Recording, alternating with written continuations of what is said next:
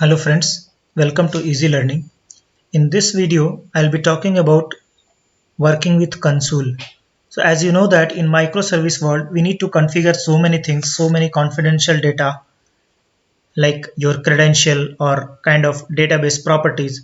So we don't need to hard code each and every microservice. Let's say I'm working on n number of microservices, and in all these n services, I want to have some common properties uh, configured in all the microservices. So that is not a good practice to hard code all the database configuration or your properties or your information, common information in all the microservice. So that's where Consul comes into picture. So in a Consul, as it is a commonly common server, which is a centralized server, you can say, in a distributed system is provided. So where we can configure all the data of our choice, and we can use it based on our microservices. So in this video, I'll be talking about giving a heads on like what is Consul basically, and how we can download it and start working in this based on few easy learning steps. So guys, let's say that we have to configure Consul server. So we need to know about basic details about the Consul. So this is the official site of Consul, right? Consul.io. So from here, first we need to download the Consul, right? So basically Consul is a distributed, highly available data center aware service discovery and configuration system. So you can have the flavor of service discovery as we used to do previously in a Eureka Netflix, right? So that there you need to create a separate server for that service for that in order to make a service discovery of all other microservices, whereas Consul is a highly available and flexible one, is a distributed data center aware service discovery and the configuration system. So this is what the main advantage of Consul we are using in terms of in comparison to the to your Eureka Netflix, right, for the service discovery. So and then it can be used to present the services and nodes in a flexible and powerful interface that allows client to up-to-date view of the infrastructure that they are part of. That means you will have a configure, you will have the central server, okay, configuration server, where you can configure or you can put all the properties which are frequently used by microservices, and then those can be used via this Consul server by your applications, right? So microservices. So guys, this is what about the Consul. So first step is to download the Consul from official website here. So go to this download button and download it here, right? So as soon as you download your Consul, it will come as a this Consul, right? Once you extract it and unzip it. Now you don't need to run it here anything. You just open this path in your command prompt, and the second step is to start the Consul server, right? So because now we have downloaded the Consul, now we need to start the Consul using this command. So remember guys, this is the command to start the Consul server. So Consul agent server bootstrap expect equals to 1 data directory I am giving Consul data -ui bind equals to this. So give it as it is, just your, this is my IP address, so you need to put your IP address here and go to that path and start it. You can see that I have already started. Let's stop that and start it again. So this is the command, right? You can see that Consul agent server bootstrap expect 1 data directly Consul UI bind is, so this will bind the Consul server will bind for my local host, right? So this is my IP address in that machine. Hit enter. So your Consul server has to start here.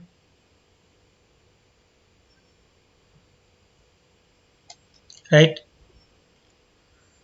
Yes. So now our server is running here. Let's minimize that.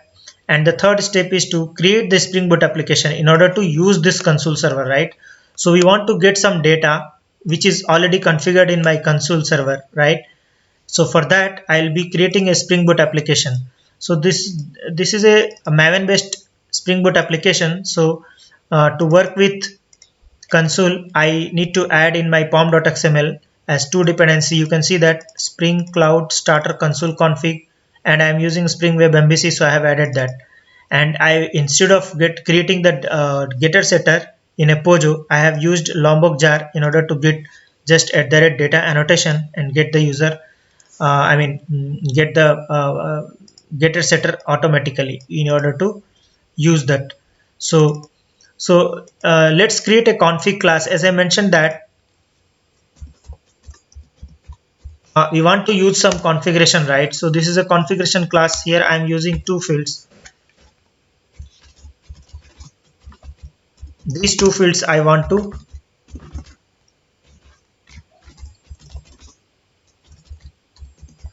get it from my console server, right? As I said that I am just giving it as a direct data so that it will come from Lombok. And configuration properties, right? So basically what I'm saying here is this is my server, this is my Pojo, which I'm using to get these two values, right, as a property, right? So these two property I'm defining. As I mentioned, what is console? So console can store these parameters, right, with the help of let's say prefix equal to, you need to give some prefix value. So for our example I'm giving user, right? So how it will fetch is user dot username. That will be configured in my console application. I will tell that in a moment. But in order to fetch that user dot username, user dot password, right, as a configuration parameter. So, and with the getter setter with this URL. So this is how we can configure, this is how we can provide a config properties in the console application. Now I can create a different class also, but I'm using same class because I don't want to mess up the things. So I will be creating a small REST method here. That's why I'm giving it as a REST controller, right? So and then enable configuration property, right, in order to fetch this my config data here. So configuration properties, as I mentioned, value equals to, right, so from which class I am getting the value, my config, right? So my config dot class, right? So let's use this. So I will be using dependency. I will be making the dependency injection here for my config. So let's say private my config, okay, and we are using this config in our REST controller. So let's create a REST method public, and as usual return type is my config.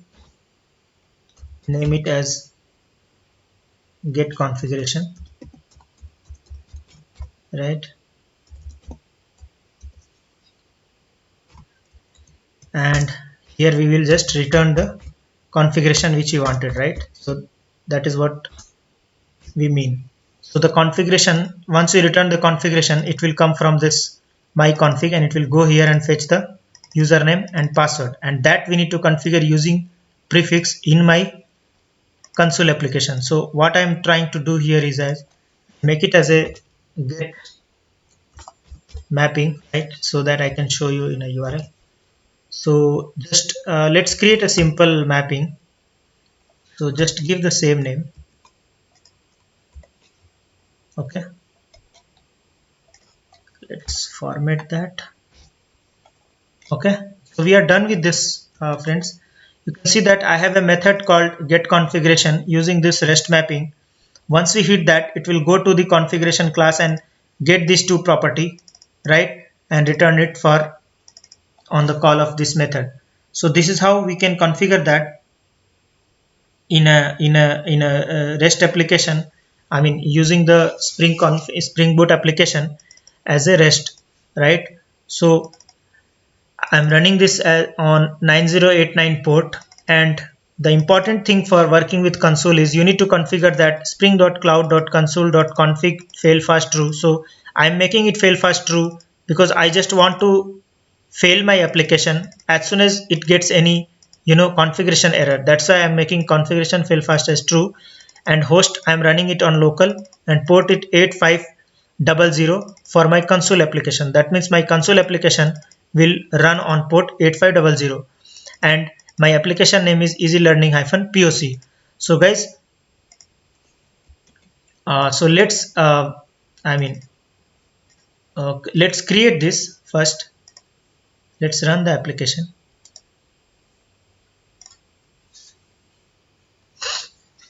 You can see that my application will run on port 9089 whole application. But guys, my console application, right? So my console application will run on 8500. So as soon as I hit localhost colon 8500, my console application will come first. Then we will configure these two parameter, right? These two parameter in my console application. And then the third step is to use via this REST API. You got it, right? First flow is to run the whole application for the console and on 8500. So this is the port for console application. You can see that. And once we run our main application on 9089, what I'm doing it, I'm using this console application to call this get mapping. So my application is started. Let's go here and let's see that, like localhost, right? 9087, right? Let's verify that. Sorry, 8500.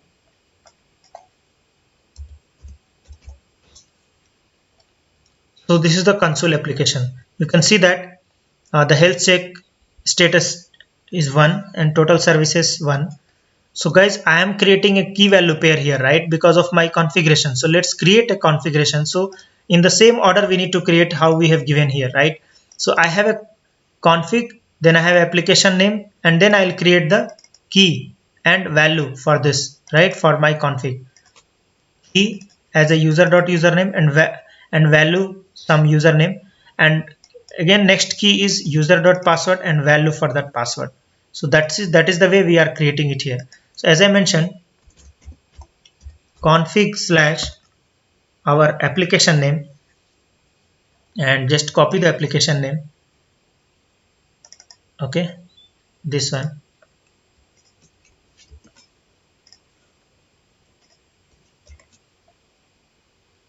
and user.username, right?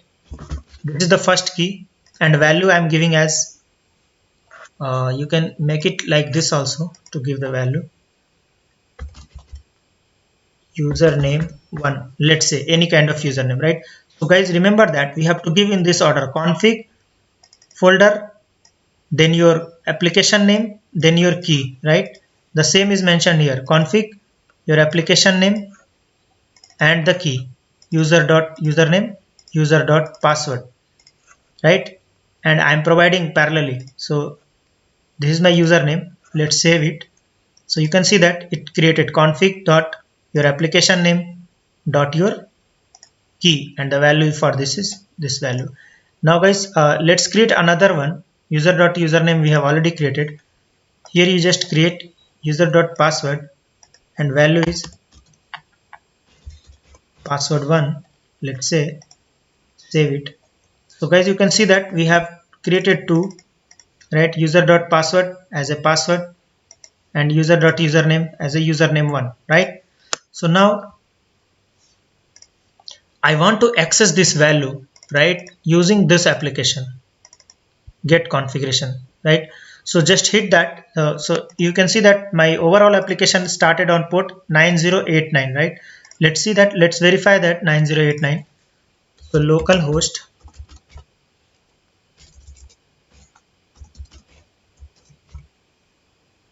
9089,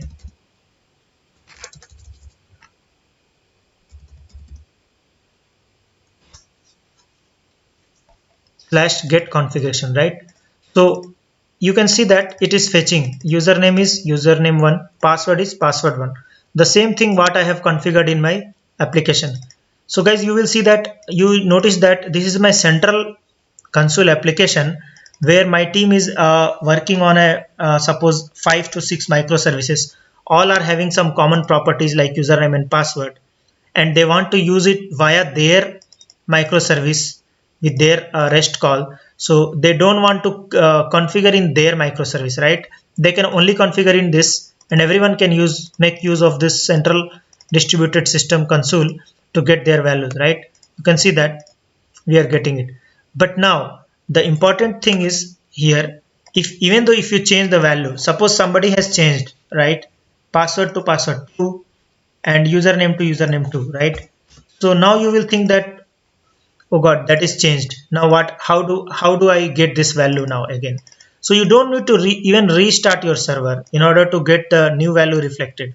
You just see, if you just update this, I mean if you just refresh that value, right, the updated value will come. So that means this console server is code independent for the any kind of updation happened in the console. So in console, in overnight, suppose some updation happened, immediately it will reflect in all the microservice who are calling this parameters, right? It is coming in a JSON format, guys, you can remember that. So because we have configured it, so you don't need to make change in order to sync with your central console server. That is what I'm trying to say here. If you change it immediately here, right, you can see that I have not changed anything in code here, right? Password is changing, username is changing. So if whoever is using these two parameter here, I did not go and change anything in code, correct? I just refreshed here and you can see that latest value is getting fetched here. So guys, this is how you can work with console in order to configure your common properties in a central environment. And so we have run the application and we have opened the console configuration to see the output. So I will paste all this step in this description of this video. You can go through that, and for more information on console, you can go through this official site console.io. You can have all this, you can have the docs, use cases, you can go through this, and it's a very self-explanatory website.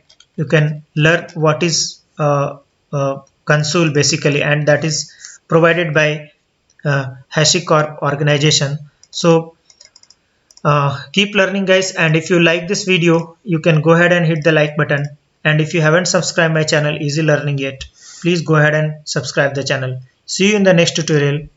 Thanks for watching.